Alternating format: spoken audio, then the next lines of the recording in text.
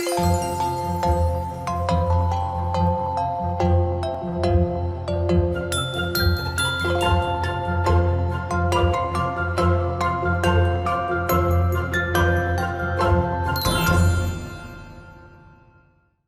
does Christmas mean to me?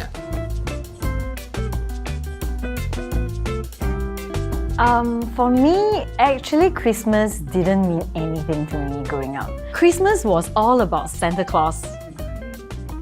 And then when I got to know Christ, finally, Christmas means, yeah, Jesus' birthday. It's so different. It took on a whole new meaning for me now. Yeah. So Christmas to me growing up has a more significant impact because, you know, when you're younger, you know, families, extended families as well, you know, we all gather together and there were presents, there was a lot of fun and surprises. I think Christmas is a time of feasting, of good food, of spending time with family and friends. But of course, I think Christmas also celebrates the birth of Jesus, and He is the hope.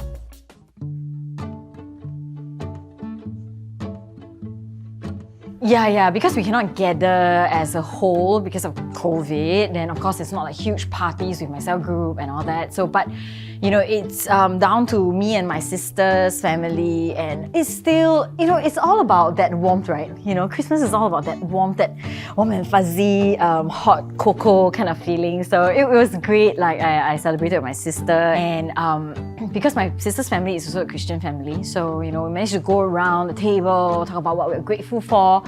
And it just helps to align the year. Like, you know, you're ready after that day, you're ready for the next year. Honestly, I think because my family isn't Christian, so I think it's always just a reason to gather, because Christmas right? So family just comes together, we eat. It's not even traditional like Christmas food. Like sometimes it's like Japanese food, it's whatever we feel like eating, right? So I think in previous years, you go to Orchard Road, you see the lights, it's very pretty, there is that feeling, and also I guess on TV and all that, there's all these songs, you hear the Michael Bublé singing Christmas songs, right? Wow, really got the feels. But I guess how last year was different is, I mean, it was the COVID period, right? So I think the thing that is in the news is a lot more negative. We hear a lot more about COVID news, the bad news, and I think generally last year the vibes were not great lah. So I think last year perhaps there was less of a Christmas feeling. It was just the end of the year. Like people are just glad that it's the end of 2020, you know. So, and I think I can't remember exactly what were the restrictions then, but I know that there weren't many parties. So, and also just to be safe, right, to protect one another. So instead of the many parties and gatherings I got to go to as per the previous years, it was probably just dinner with with immediate family and maybe one or two friends, and that was it. So it was quite muted last year.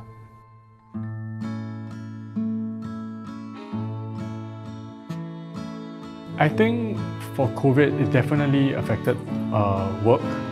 You know, acting, you know, there isn't much opportunity because production is always put on hold and then continue. But you started playing TikTok. With your father.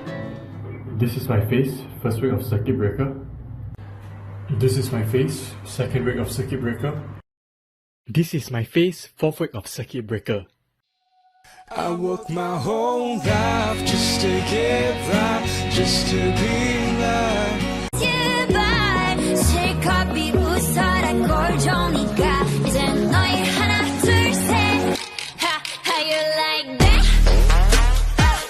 I think when you have so much free time on your hand, you start looking for avenues to find to entertain yourself lah.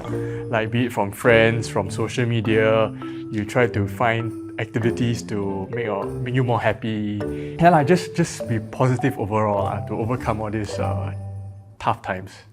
I think for work, I guess even before COVID, because some people might know I'm in kin, which is the Channel 5 long form drama, and I've been doing that for 3 years. So it started even before kin. So I think even that, right, kin on its own is already a very big blessing from God, because I think in our industry, projects are very ad hoc. We live from project to project. our paycheck is project to project. So kin was a big blessing for me because it is non-stop, right? It's a stable income, which is very rare in our industry. So even before COVID hit, right, I was really very thankful that God blessed me with this like stable income.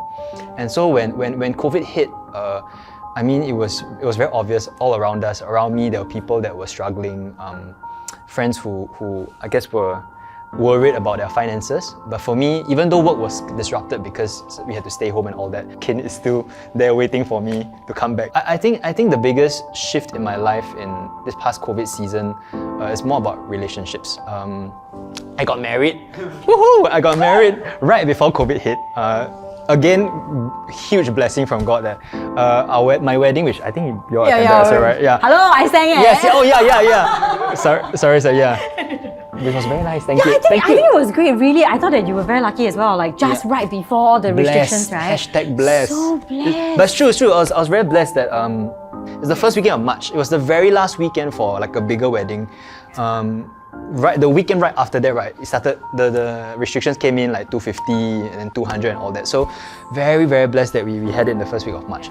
But okay, so after getting married, then my wife moved into my parents' place and then obviously lockdown and we were all stuck at home, right? So I think it was tough for me and for my wife because, I mean, even without COVID, right, I'm sure you can imagine it's quite hard to adjust to living with another person. Because everybody has different habits, right? Whether you close your toothpaste, the cap, whether you squeeze from the middle or the bottom, things like that lah. Obviously, those are just examples, but we had to learn to adjust to living with one another, and we didn't have the space apart from each other, which of course I love my wife, but imagine being trapped with, trapped is such a strong word, right? But we are stuck in the same room, two people's lives. Oh, you said it. Oh no, it's recorded. Hey, you better record. No, but it's true. No, she agrees. We've had this conversation before, but like it's like two people kind of stuck in the same room for months. There's no escape.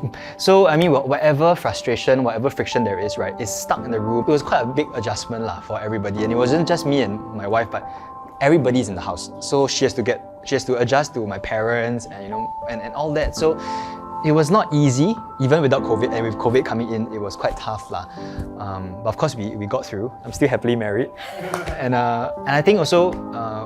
I think by the grace of God, my wife is a Christian as well. So I think throughout all our disputes, our friction, I think very thankful that we both had God in the center of our relationship, where I think we tried our best to resolve our differences according to, I guess, the wisdom that we get from the Word of God. And I think that really did help in our relationship, in adjusting to married life. Yeah. Just like, I mean, they are in the acting industry, right? I'm in the singing industry, the music industry, and music industry was so badly hit. Like, production can still go on and off, but live singing is just prohibited. Like, it was just like, no. So I know a lot of musician friends who started doing Grab. They just have to diversify lah. Or a lot of people go, like set up their home studio quickly and then start to do sessioning and all that. Or live streaming came in play. For me and 𝐸𝐸𝐬, as 𝐶𝐵𝐻𝐻, obviously it was super quiet. But like the interesting thing is that like I was not worried at all. Like I just trusted God to just provide, and then we managed to do a live stream concert, and like then I think in December they opened up further for live performances, and that moment they opened up, Esplanade came and like, let's do a concert together, and then like we did a 500 people kind of concert. I mean, it's not a lot, it's just 500. And it's at a 1,008 venue, like we're like, it's so sad. Like if only we could fill up this place, right? But we take what we can get, and we were just so blessed that to be able to do that 500 people PAX concert, and it was like totally sold out in like, I don't know, 10 minutes from the moment that it opens, and we just feel really blessed throughout. I definitely had like moments of depression and stuff, not because I was worried about money, but just how things were, like there was so much negativity, like people are going online, scolding the government. I had to really pull myself back and like, okay, let's just cut off social media for a while. And I started to go out jogging with like worship songs. I guess, like the moral of the story is that like actually we can get through a lot of stuff if God is with us. Like even though I was not worried financially, but I was just feeling so much negativity. I was feeling depressed. So it was very interesting for that opportunity to get close to God again. Yeah.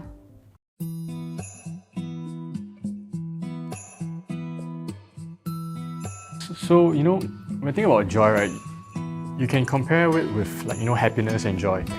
Happiness is more like an outward thing, like, oh, you got a lot of money, you feel happy, or you won a lottery, you feel happy. It's all very superficial. But when it comes to joy, I feel that it's more inward. It's more about having comfort and peace. So when I come to grow closer to Christ, I feel that there's this greater sense of joy that's coming from within. When COVID hits, when there's a lot of problems I face, I didn't feel as hopeless as I would feel if I didn't have this kind of joy, when I didn't have God's comfort, I would say. I think, I agree that we often equate joy and happiness. Or at least that's the understanding that we are familiar with, right? Happiness comes from whether it's achievements, money, good food, in Carrie's case, or relationships, right? We all try to chase to be the most popular, or we have the coolest friends. And all these things are not wrong, right? They are great, it's not a bad thing. So they do bring happiness, you do feel it. But as we saw in the past 2 years, right, when COVID hits, when the world changes, right, things change so quickly, and you can lose things very, very quickly. That sense of happiness you find in your job's security, maybe, or in your friendships when you can gather every weekend, right? Suddenly it's taken away from you, right? Then you realize that actually happiness is very temporal. It's very fragile. So for me, I think joy, like what they shared, I think my idea of joy is, it's not happiness, but it's actually a sense of peace. My joy comes from God. Knowing my place in God, knowing that God loves me and that God has my future in His hands. And so my identity, my future, my finances, my relationships, it is not dependent on the world. It's not the things of the world that can be taken away in an instant, but it is on a God who is eternal, a God who is constant, and a God who is faithful. There is an uncertainty, but I think deep in my heart there is a confidence, there is a joy that, like, whatever happens, like I guess Carrie shared just now, I'm okay, I'll be fine, because I think God will provide for me, whatever it is. And that's where I think that deepest sense of peace and calm sets in, and that is my joy. It is not happiness, but it's a confidence. Yeah.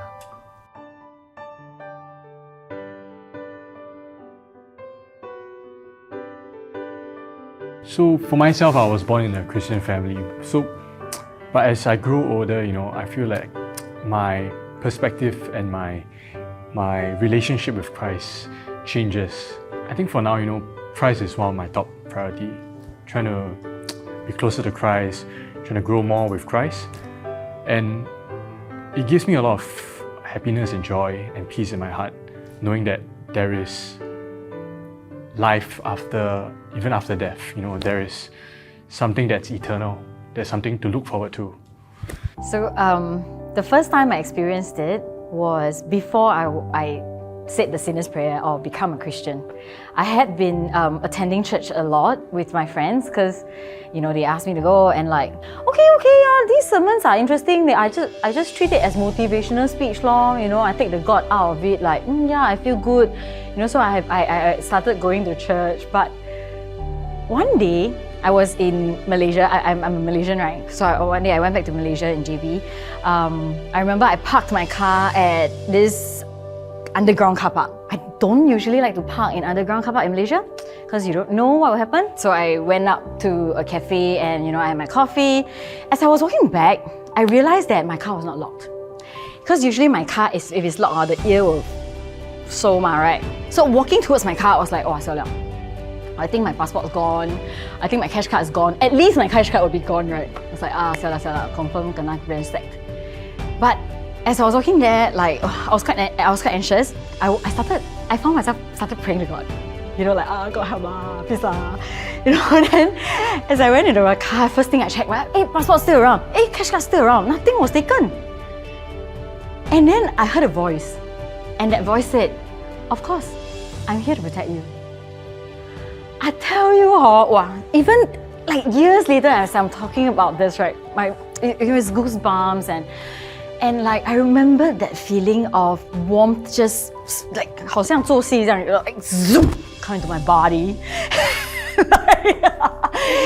And like my heart was just overflowing with joy and I started crying and I started worshipping him. I was like, God, you're so good. I can't believe how good you are and how much joy you bring me. I've never experienced that before. So I guess you're never too far, or you don't have to be good enough. Yes, actually you don't need to God know. to love you. Yeah. Yeah, I didn't even have a Bible, but it was enough to just reach out and God just comes in and change your life. That's the heart of God. He's reaching out to you even before you know Him. I think for me, my story with God, I grew up, I guess, very confident in myself. Because I started acting when I was 11, so I was quite popular in school, and generally I do quite well in school. So I'm not proud in the sense that I go around like laughing at people, but there's a very deep sense of like I'm not bad lah. You have no need, right? Yeah, there's no need. There's Like no need, yes. I totally understand that. Yeah, I'm pretty not bad. So very confident in myself. Life is great. Yeah, life is great. my family is also relatively well to do. So just no need lah. And I grew up feeling like probably there is a God or gods, but I don't feel like I need to submit myself to that. I'm in control of my own life. And long story short is, when I was in JC, I actually retained. I didn't pass my promotional exam from J1 to J2 lah. And I think that was a big moment for me in my life, because that was the first time in my life where I really tried to do something on my own strength and I failed. That period of time I tried my best and I didn't get through. So I think that shook my confidence and my worldview that like I am enough. And then just nice, my friend invited me to church and I came, and the people were nice, the songs were nice, so I just stayed. I was very free anyway during the holidays, and I started to listen to the sermons. And also I think like Carrie, like it was encouraging, so it's just good vibes lah. Might as well just stay. And somewhere along the line I decided that like, in the same way, actually Carrie's story is very similar, that like there's nothing to lose. Let me just give it a shot. For 3 months. If it happens to be fake, then never mind lah. I'll leave lor. No harm done. But if it's true, then I stand to gain a lot. And so that's what I did. I gave it a shot. And I think over the next 3 months, as I started to read my Bible like a good boy, my leaders tell me to do it, I just do it. Didn't really fully believe it, but okay, let's just give it a shot. And I started to see how God was very real in my life. I think God started to answer mini prayers like the bus will come, the rain will stop. And not just in my life, but I started to see in the people around me how God was very real in their lives as well. Like God answered their prayers, God was very, very real in their everyday situations lah. So it wasn't just me. If it was just me, maybe I'm going crazy lah, or I'm imagining things, but everybody is experiencing God. And so over time, I think that's how I became a Christian lah. That's the story. And I think the biggest takeaway becoming a Christian is that security that I found in God. I realized that I don't have to be perfect. I don't have to have it all figured out for God to love me. In fact, God loved me 2,000 years ago when He sent Jesus to die on the cross for me. Even before I knew Him, before I could even love Him. And that was my worth lah, that I'm worth His own Son dying on the cross, just so that I can be restored back to God. Like He can bridge that gap between me and God. I know that God loves you as well. Whoever you are, whether you are a Christian already or it's your first time here, you're listening to this message, these 3 weirdos talking about this Christian God, what is this about? You may not know much, and it's fine, because I didn't know much when I began. Carrie didn't know as well. Joel, born into a Christian family, but as he grew older and he matured, he learned and understood more things about God, and God became real in his life. And so I think in the same way, as long as you are perhaps a bit curious, you have this need for confidence, a peace in your heart, why not just give it a shot? God is already reaching out to you, so you just need to take one small step and He's going to run to you. So come and know Christ this Christmas.